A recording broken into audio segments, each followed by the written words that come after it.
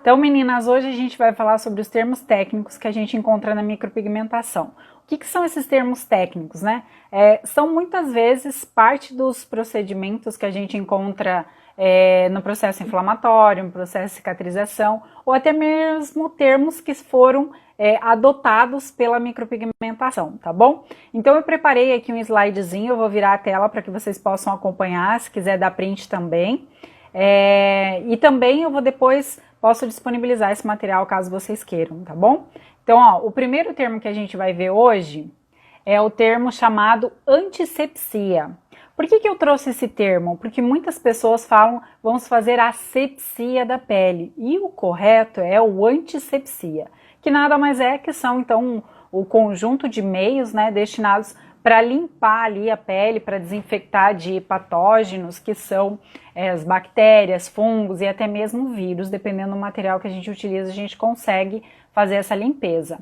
Eu vou cortar aqui, desativar os comentários para vocês poderem observar melhor, tá bem assim o slide? Deixa eu ver, aí eu acho que fica melhor assim, certo? O segundo termo é analgesia. Pessoal, aí embaixo tem um pontinho de interrogação. Se vocês tiverem dúvidas, vão mandando ali que eu vou, uns minutos antes da gente acabar, eu paro para a gente fazer então essa troca de informações, tá bom? A analgesia, então, é a perda de sensibilidade para a dor, conservando a sensibilidade tátil. Então, o que é essa analgesia?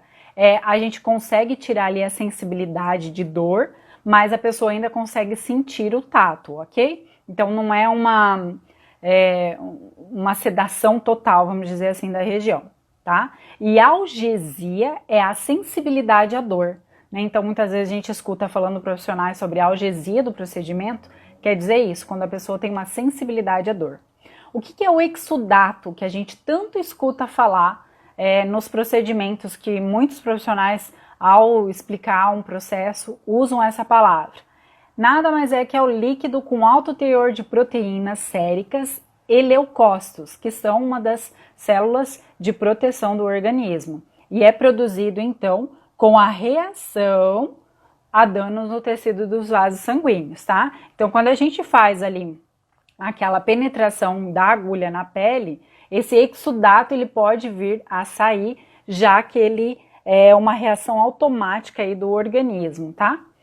A linfa, que também é um líquido, que muitas vezes a gente escuta falar isso e fica com dúvida do que é, a linfa ela é um líquido orgânico, então, parte das estruturas muito semelhantes do nosso organismo, e também é composto de proteínas e lipídios, que são lipídios são as gorduras do nosso organismo, ok?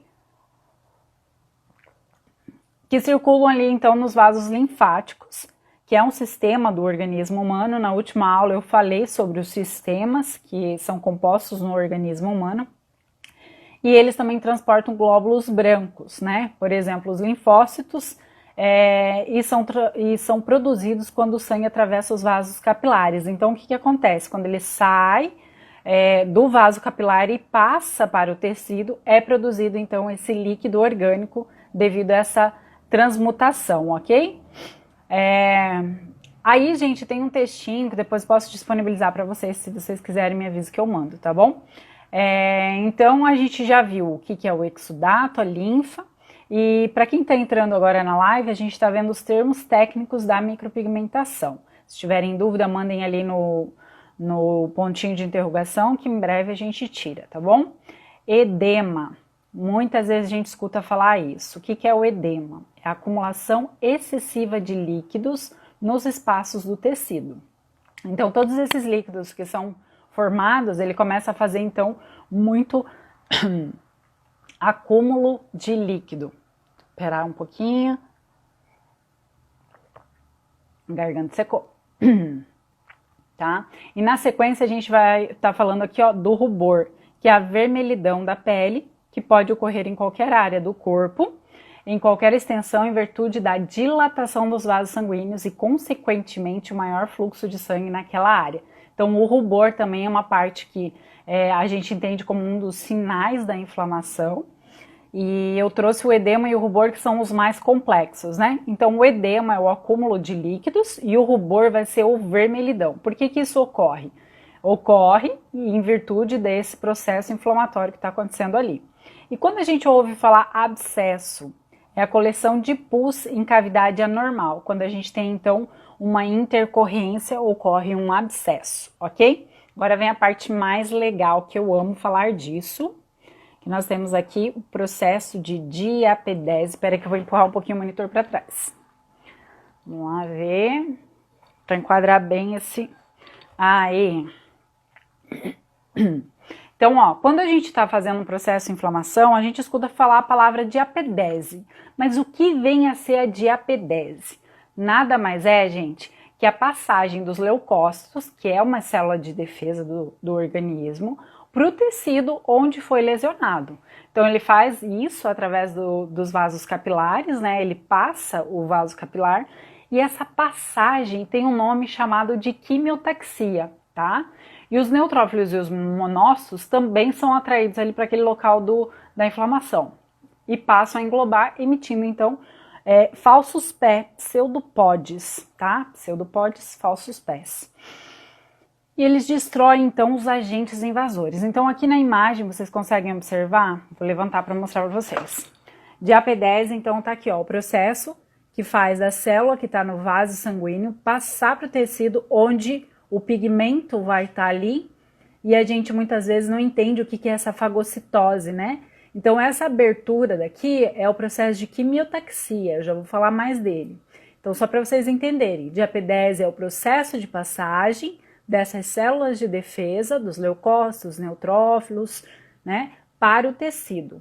E aí o processo ocorre, então, através da quimiotaxia, que nada mais é que o processo de migração dos neutrófilos e dos leucócitos aos locais da infecção.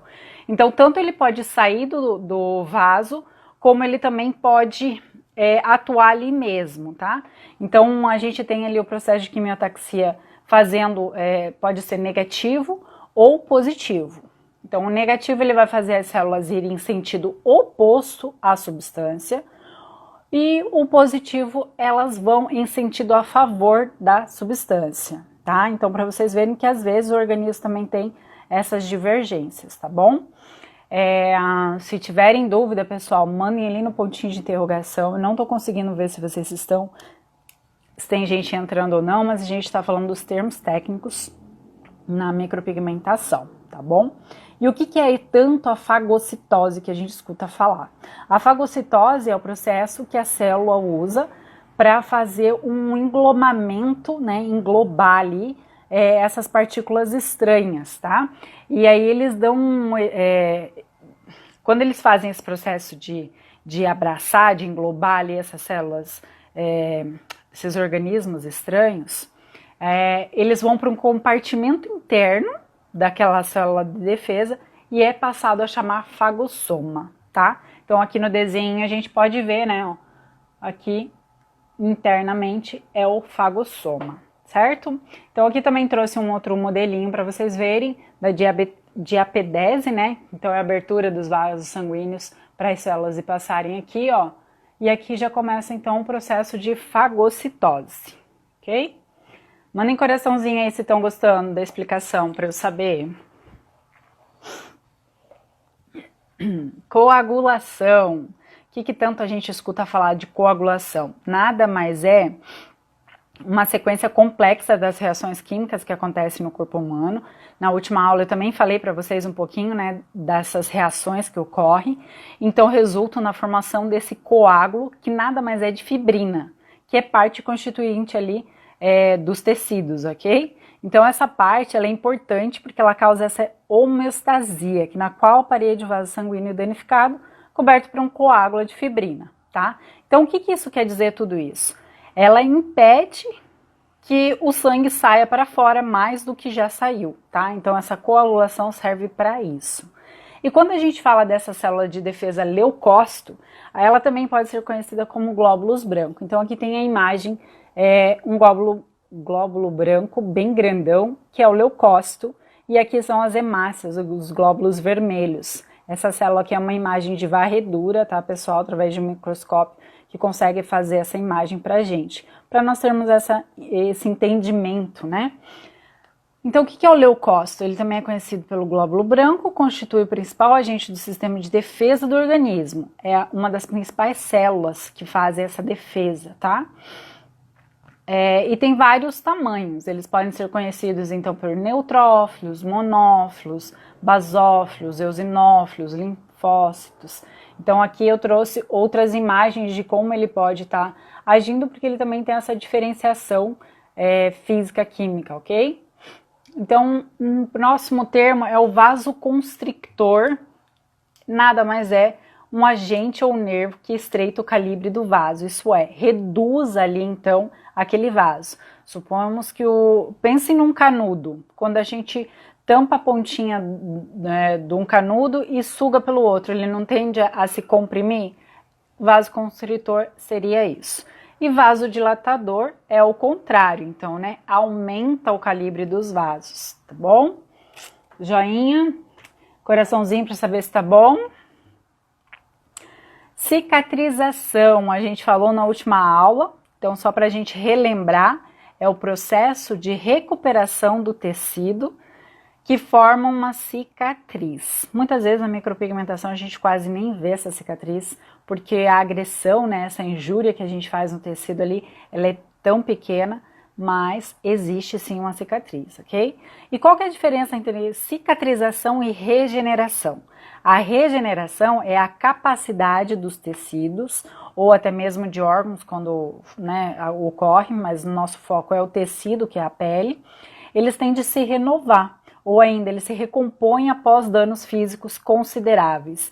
Então é um processo que anda muito próximo à cicatrização, só que com as suas especificidades, tá bom?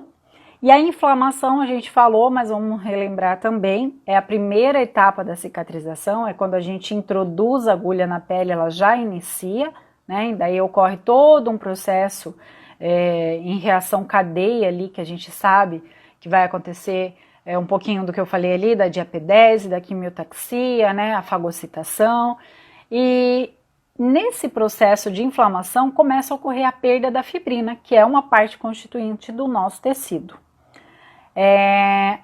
Aí ocorre então essa homeostasia, que é o aumento da temperatura, e por consequência nós temos a vasodilatação, que é o aumento do calibre do vasinho, para a promoção da quimiotaxia, que é o processo que a gente viu ali atrás, né? E na sequência a gente tem a proliferação, que a gente já sabe que é a segunda etapa da cicatrização, e ela vai acontecer aí do terceiro ao terceiro dia em diante, e já começa então os fibroblastos, a produção das proteínas para a regeneração daquela região, né? Então ocorre a renovação do tecido, do epitélio, a renovação dos vasinhos, a gente já vai falar sobre o termo epitelização e angiogênese, e também a deposição, né, do colágeno, que é parte constituinte da pele. A terceira etapa da cicatrização é a remodelação, que a gente já sabe que ocorre a partir do 15º dia, e ela revela então a diminuição da agressão na região periférica para o centro. O que isso quer dizer? Quer dizer que muitas vezes a gente já vai ver a pele fechada por fora, mas internamente ela ainda continua no seu processo de reconstrução, de regeneração e cicatrização. E nós temos então o equilíbrio dessa produção e deposição de fibras de colágeno, né, para não formar ali uma queloide ou coisas semelhantes, e acontece tudo isso de maneira muito organizada. O nosso próximo termo é o extrato córneo. Muitas pessoas ficam com dúvida, porque quando a gente fala em camadas da epiderme, a gente muitas vezes não ressalta o extrato córneo, mas ela é a parte mais externa da pele, tá? E ela é formada muito de queratina, e elas são células totalmente achatadas e geralmente já estão mortas. Entendo que o processo da regeneração da pele natural, né, esse processo diariamente a gente está tendo essa regeneração da pele, ela ocorre de dentro para fora, tá? Então por isso que o extrato córneo muitas vezes as células já vão estar mortas, tá? E atuam também como uma barreira para proteger os tecidos, contra lesões e infecções. Epitélio, o que é o epitélio, Yasmin? Nada mais é que é o tecido epitelial, que é um dos 4 tipos de tecidos básicos do organismo humano, né? A gente fala muito aí da pele, que é o tecido conjuntivo, mas existem também o muscular e o nervoso, tá bom? As células epiteliais, essas sim, elas formam estruturas especializadas, daí chamadas glândulas, tá? Então, atentem-se que existe o tecido epitelial e as células epiteliais, ok?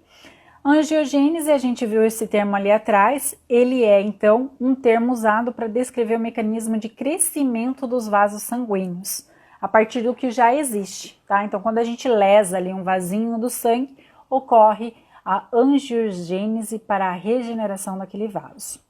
Permeabilidade capilar é o processo que permite a passagem de determinados componentes do sangue para os tecidos vizinhos. Tá? Então, muitas vezes a gente escuta também esse termo de permeabilidade. O que é isso? É essa passagem, então, desses componentes do sangue, né, para outras regiões vizinhas, né?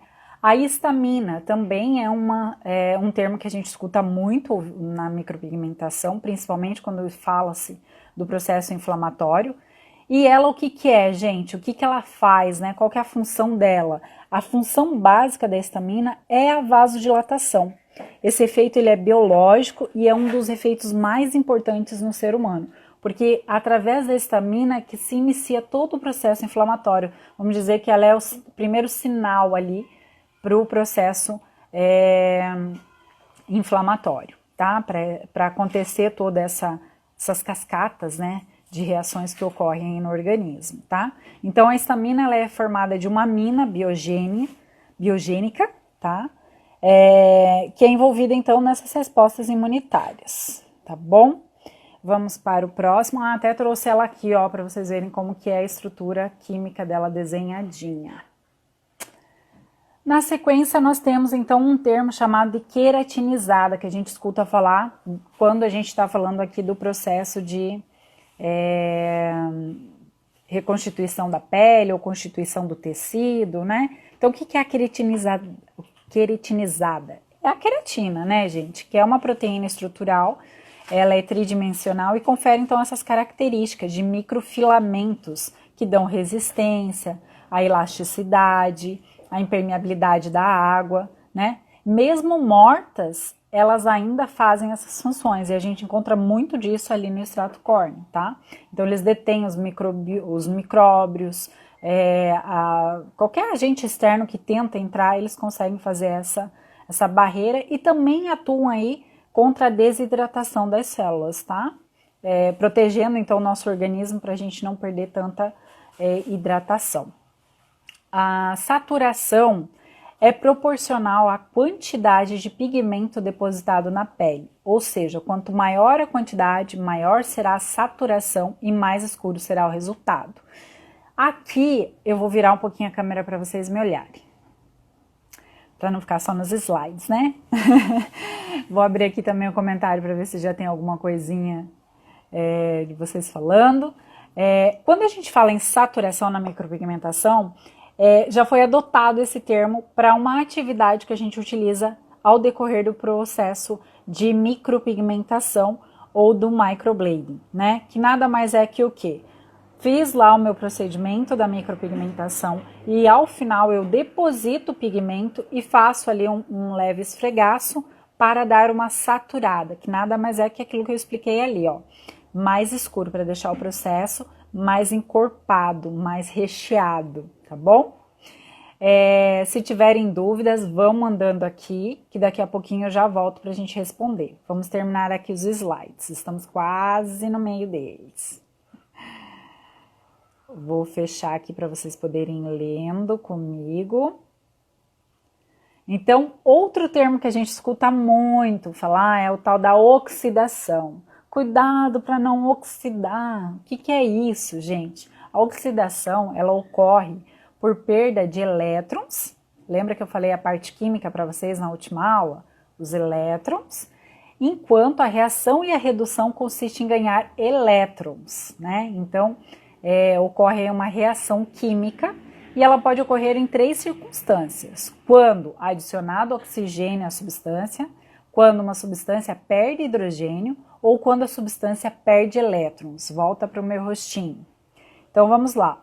Oxidação. Quando adicionado oxigênio, então a pele abriu, oxigênio no ar, entrou, pode ocorrer oxidação.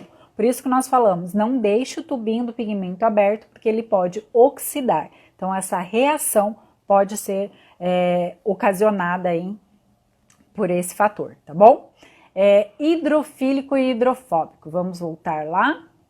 Hidrofílico é um hidrofilo, que é uma molécula, uma entidade molecular polar, que é atraída por moléculas de água e tende a ser dissolvida em água, ou seja, eles têm afinidade à água. Nós ouvimos falar que às vezes os pigmentos são hidrofílicos, quer dizer que eles têm então essa afinidade à água e podem ser dissolvidas com a água. Hidrofóbicos é o contrário, eles são então repulsivos à água, né? E eles são apolares, né? Polaridade, então eles não têm essa afinidade com a água. E são insolúveis em óleos, gorduras ou bases similares. Aqui é um pouco mais focado, então, em pigmento, ó. Reagente. O que é o reagente? É tudo aquilo que é utilizado na composição do pigmento, da tinta do pigmento. Molhantes é a parte líquida dos pigmentos e geralmente vai estar composta por propileno glicol e glicerina vegetal, tá? Pode também ter outras substâncias aqui. Os diluentes é outra parte também constituinte então do pigmento e é composto pela água desmineralizada, né, sem substâncias, para poder fazer então o produto aí, a tinta, para que nós possamos utilizar. E o que vem a conservar o pigmento? É o álcool isopropílico, ok? Então, dentro da nossa tinta vão ter todos esses reagentes, o molhante, o diluente e o conservante.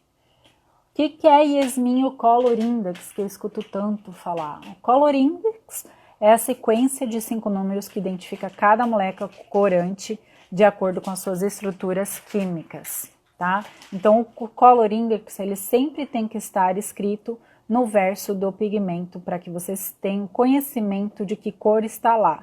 Color Index nada mais é que o index da cor, que é o nome da cor, né? Então, quando você quer identificar que cor que compõe ali dentro daquela tinta, é através do Color Index, ok? E agora eu vou falar um pouquinho para vocês da colorimetria, eu sei que vocês já sabem, mas eu escuto muita divergência entre colorimetria e pigmentologia, é por isso que eu trouxe para vocês. Colorimetria é a ciência que estuda a interpretação das cores e a catalogação destas, tá? Então, ela se baseia nas quantidades de medidas de cor e que traz entendimento, então, dessas misturas. A colorimetria estuda as quantidades de cores que trarão suas características de saturação, tom, revelando, então, a origem dessa cor. Lembrando que saturação e tom é característica de cor, tá? Já a pigmentologia, ela vai ser o estudo do pigmento e as suas características químicas e físicas. Então eu trouxe aqui algo para ilustrar isso para vocês. Quando eu falo de pigmento orgânico, são pigmentos que possuem estruturas moleculares de carbono e hidrogênio. As cadeias moleculares serão maiores e mais complexas para o nosso organismo destruir, tá? Quando eu falo em pigmento inorgânico, geralmente não possuem carbono na sua estrutura. Essa facilidade de estar utilizando pigmento inorgânico, porque ele vai ter uma durabilidade aí num tempo considerável bom para nós, e o organismo ele também tem essa facilidade de fazer essa degradação. Já o orgânico, ele tem muito maior durabilidade, em virtude que a cadeia é muito mais complexa, vocês viram ali o tamanho dela, certo? Preparei um material bem conciso assim, mas com muita informação, que eu acho que é muito útil para a gente ter esses termos claros na mente, para facilitar mesmo quando a gente está trabalhando e também absorver esse conhecimento mais rápido, né? Mas de qualquer forma eu vou deixar salva, se vocês quiserem compartilhar para suas amigas, porque esse material foi preparado com muito carinho. Todo o meu conhecimento eu gosto de compartilhar e é por isso que eu estou aqui, para ajudar vocês a crescerem cada vez mais na micropigmentação, assim como eu sou ajudada quando eu ensino.